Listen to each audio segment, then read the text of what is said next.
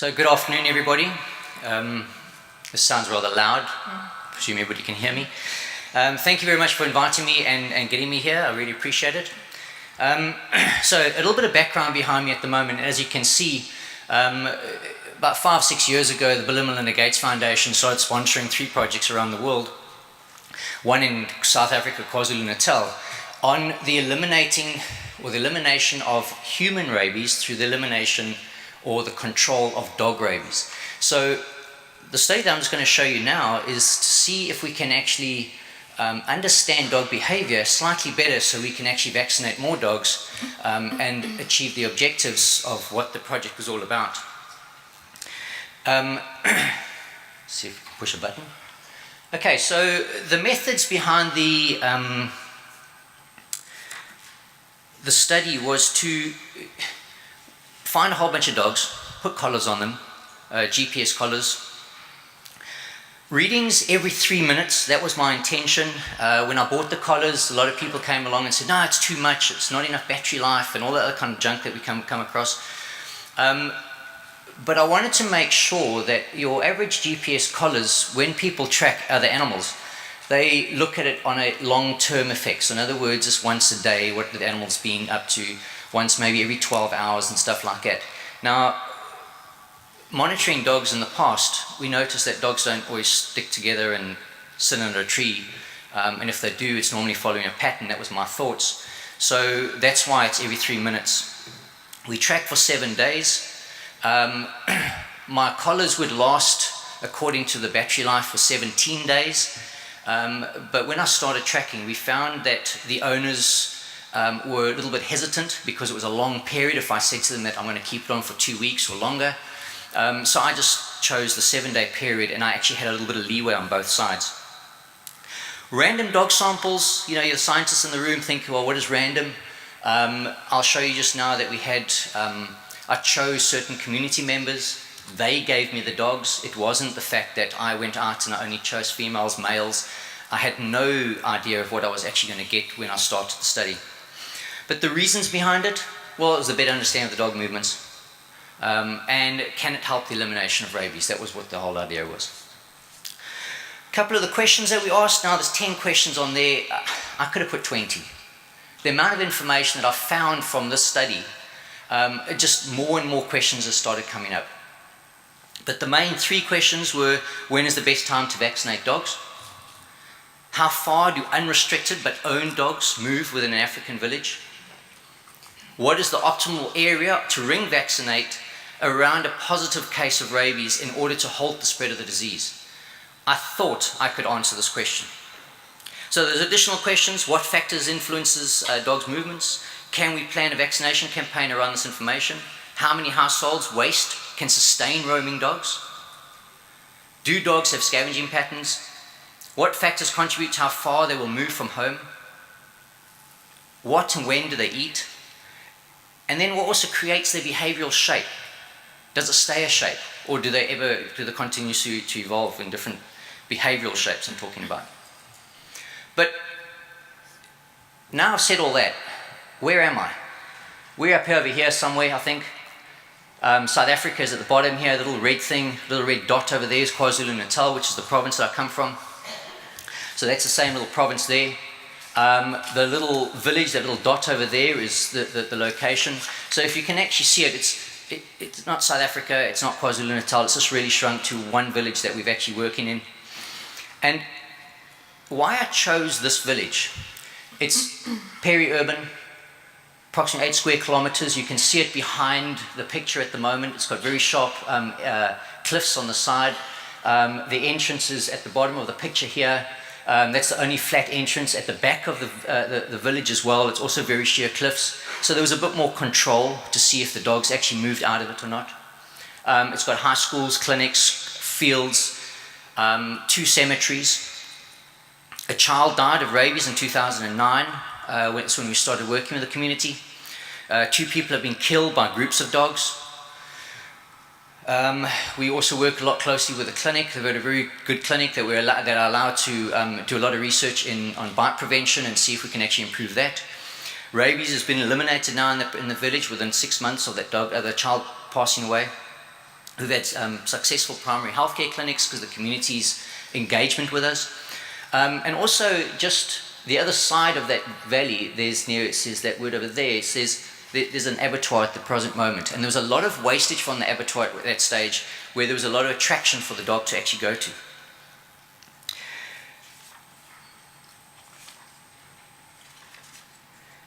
In this village as well, unfortunately, and I say that sincerely, is that there's also a lot of alcohol abuse because of unemployment. Now, I've found with the relationship with alcohol abuse, there's actually also a lot of dog bites, and I believe there is a correlation. Use it, don't use it, but I think alcohol is a problem with dog bites as well. So here's the village again. All the little dots represent the dogs. We never tracked hundreds of dogs. In fact, I tracked 12 dogs in this village. But you can see where the randomness was. This little section at the bottom here, sorry it's not that clear, is actually a community centre. And I actually went to the community centre and I said, give me a staff member. Once they gave me a staff member, I then asked them, please find me 2 dogs. That was the randomness of the selection. So, the first 2 dogs that we tracked, which was, as you can see just at the bottom of the picture there, we made a few mistakes. I made a mistake. I didn't program the collars properly. I only put them on for every 6 hours. And as you can see, the amount of points there certainly wasn't enough to actually get a real due selection. But the only thing what we can figure out is that the dogs there moved 180 meters away from their home in a week's time, over a week's period. Next load of dogs, a bit more widespread because of a bit more data. They moved 360 meters away. What was very interesting though is that the amount of mileage that they did in that week period, as you can see, 20 odd kilometers each dog. Next dogs followed a very similar pattern. This dog, one of these dogs here, was blamed for killing somebody, but it was still allowed to live in the village. It was fed 3 times a day with maize meal. It was sterilized because of the campaigns that we ran.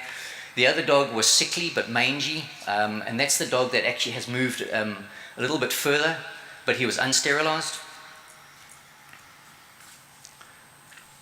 These 2 dogs, one was lactating bitch, the other one was the partner for the dog, the same household. The male moved a lot more than the female did. And you can't see that unfortunately very clear, but the collars would also give us temperature as well. We could also work on a temperature, on their movement on temperature. And I'm just going through this very quickly because I know it's a bit boring. I'll get to a decent data system just now. This one here, the red line, very bonded to the owner. So the owner actually took it for walks. The yellow mess up, it looks like. That dog there, within 1 week it travelled 34.7 kilometers backwards and forwards from there to there to there to there.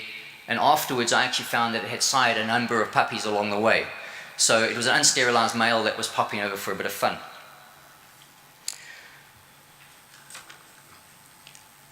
This, however, a little bit more built-up area, low-cost housing as we call it in South Africa, produced by the government, 84 houses within that square area, 2 dogs in season from the same house, were only fed every 2nd day, they were not fed every day, they were only fed table scraps, but they never moved out of that area. So, when do they move? Now you've seen how far they can move, but when do they move? This is a activity level.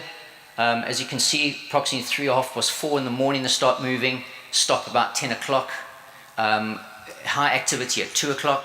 Now I'm not going to show every dog, but as you can see, mid-afternoon, mid-morning is the high activity levels. And again, higher activity levels, as I say, the same pattern has been reoccurring for every single dog. But I thought to myself, well, because it's a peri-urban area, what would happen in rural areas? So I just chose 3 dogs just to compare the difference between a peri-urban and a rural area, and that was the pattern that they gave me. So as you can see, a lower activity level between 10 and 12 o'clock, and the amount of movement that these dogs actually did, I was able to confirm that they were also hunting. But the time was the important thing to me of when they actually moved. So let's look at the data findings. In a summary, unsterilized dogs travel about 33 kilometers in a week. Sterilized dogs, 20 Ks. Unsterilized dogs away from the homestead, and this was actually persuaded by the male dog that moved quite a bit, was 1,000 or a kilometer away, a kilometer away from the household. Sterilized dogs, 223 meters. A lot of people come along and say dogs move a lot. Food sources, asked the question, 25% maize meal, 42% scraps, and 33% commercial foods. Movement times, low activities, 10 to 3:30, 10 to 12:30. 84% of the dogs had that data, and high activity was between 4 and 10 and 1 and 6:30 in the evening, and that was 92% of them. But this here shows activity times, and what we must understand is that schools break up around anything from 12 o'clock to 2 o'clock, and we realized that when the schools broke up, the dogs started being active. Was it running away from the people, or was it running to the people?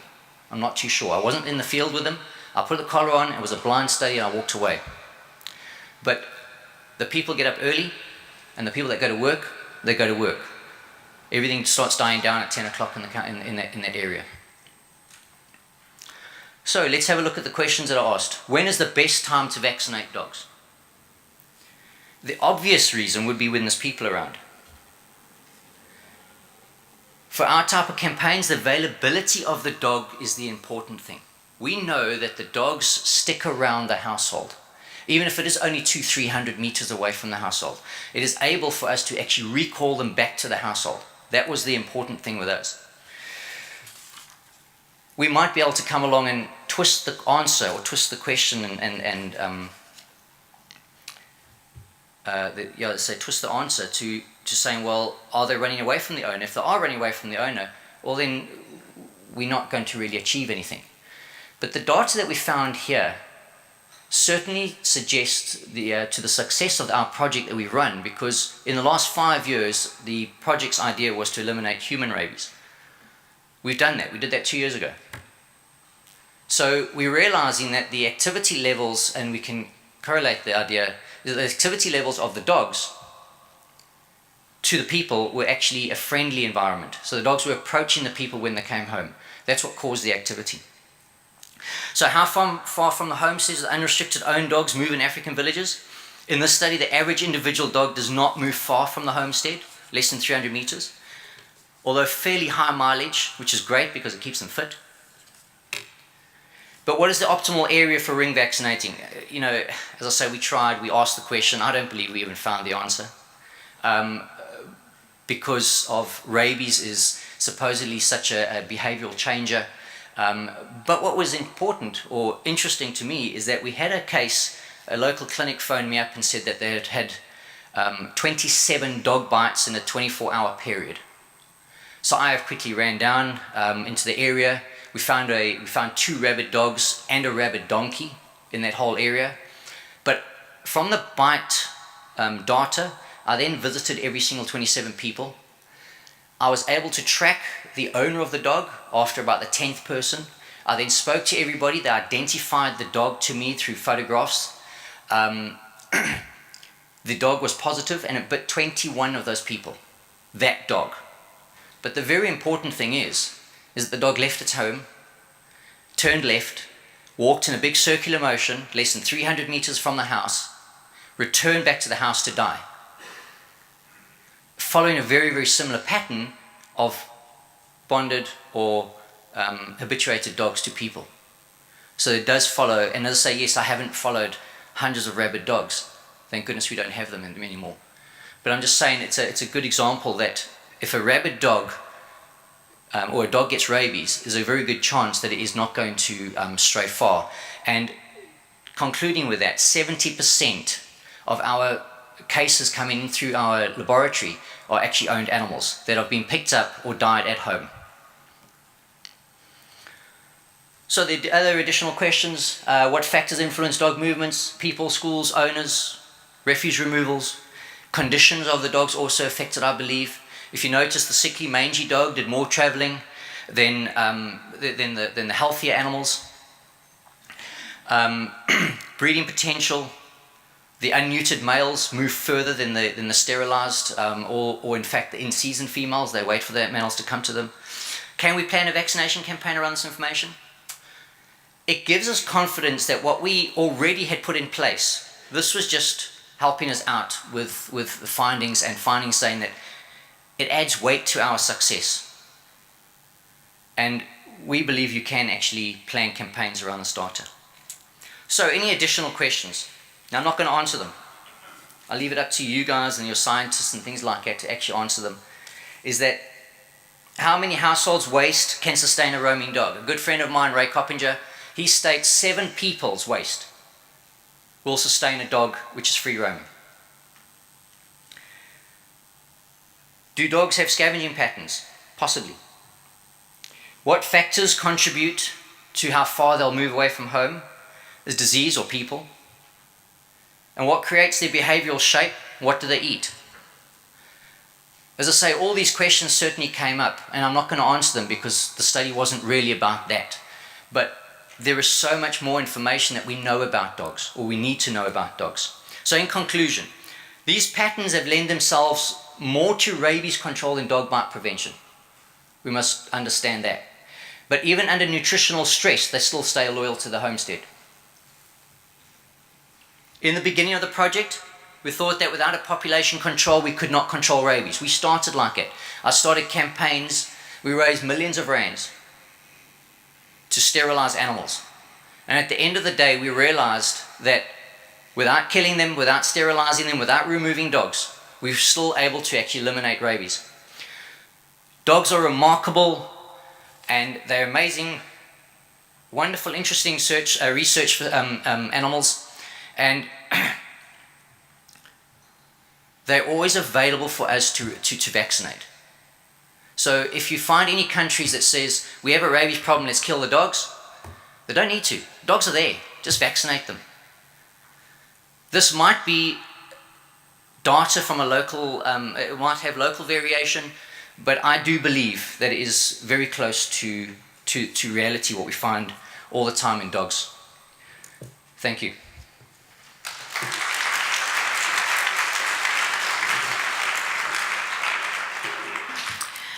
Thank you very much, Daniel, for the very interesting talk. I think we've got time for questions, so I can see 1, 2, 3. Okay.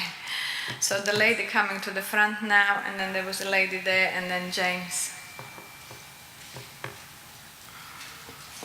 Make sure it's something that I can answer, please. Hello, yeah. Lisa Warden, Dog Stop. That was fascinating, thank you. This is a question which wasn't the precise subject of your research, but maybe you have some thoughts.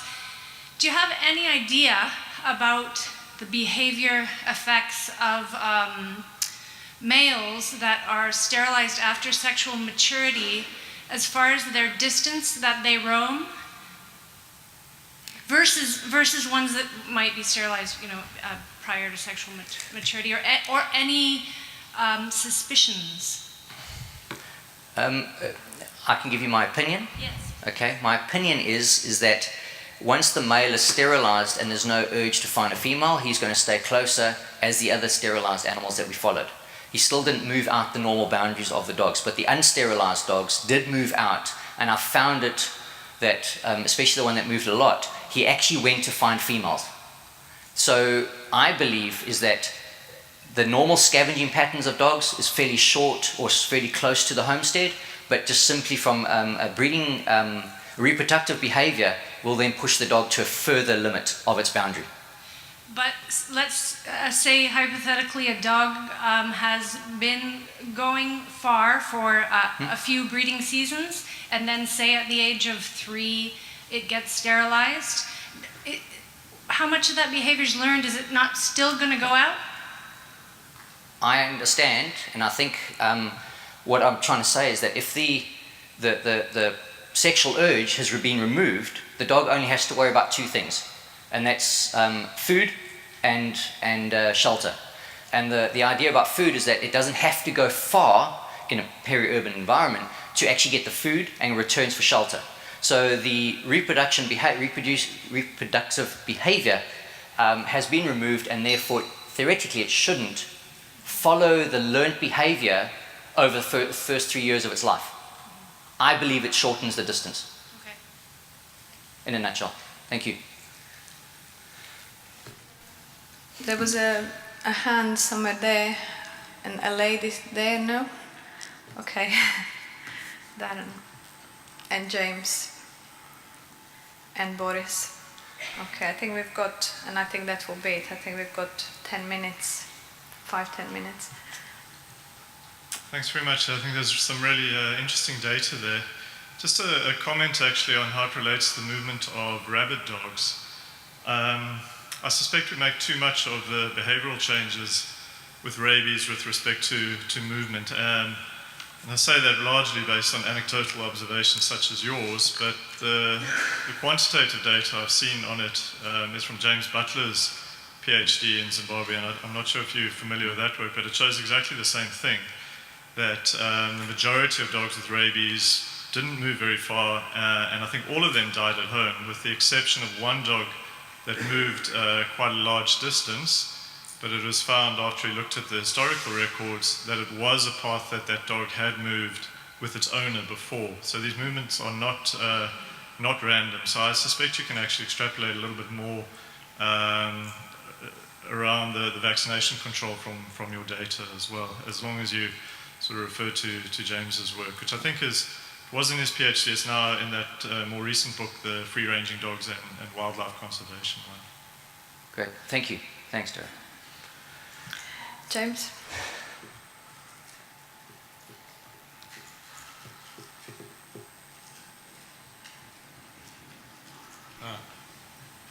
A comment and a question. First, a comment just addressing the earlier question about effects of sterilization. I know in the Chile study by Elena Garde and Guillermo, they found that sterilization, at least for a six-month period, had no effect on home range size on male dogs. So it may, if you took it out longer than that, it might have an effect, but it didn't in that case. And my other question was, these dogs are being provisioned by their owners, it seems, and I wondered whether you had any assessment or any evaluation of how, the calorific content of the food they're getting.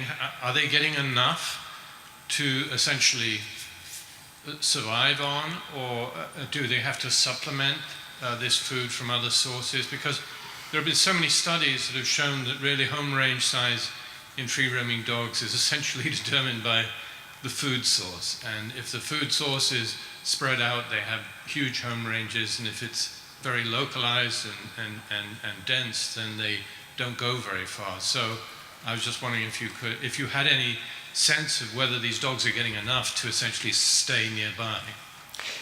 Good question, James. And I'd like to refer back to Ray Coppinger again. When he spent 5 years ago, he spent a month in the country with me. We were talking about the amount of calories that a dog needs. Now, back home, we don't have dogs the size of what we have in Istanbul. They're a lot smaller. So we need less. To answer directly your question, have I ever worked out the calories? No, bottom line. But what I find, and as I say, through visual observation, is that the dogs are going out to scavenge, to act as normal dogs, to obtain extra nutrition. And so I think that the roaming is caused by the requirement for that resource.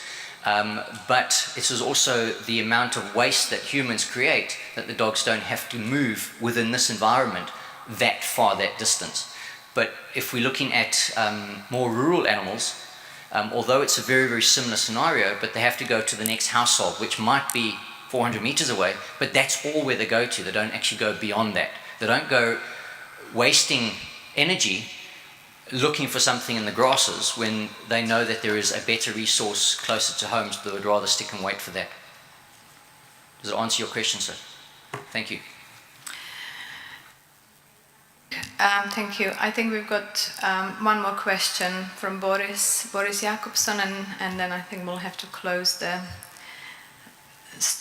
this session and move on. Thank you.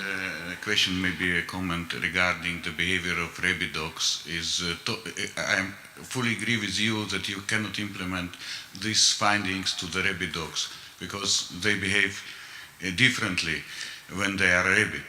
And for sure, 80% of them, or 70%, as you said, they will bite the neighbor dogs that are close to them. But the 30% of the dogs can run 15 or 20 and 25 kilometers, and I have records that the same dog in 2 days was running 15 or 20 kilometers and bite 3 or 4 people on the way. It depends what is the population and who he can meet on his way. I agree. The only thing what I'd like to just comment is that you said, I mentioned 70% are owned dogs, and it was confirmed owned dogs. The other 30% are just classed as stray. It's just simply because we don't know where they live. It doesn't mean that they weren't all owned either. But your point is taken, and thank you very much, sir. Thank you. Thank you very much, Daniel.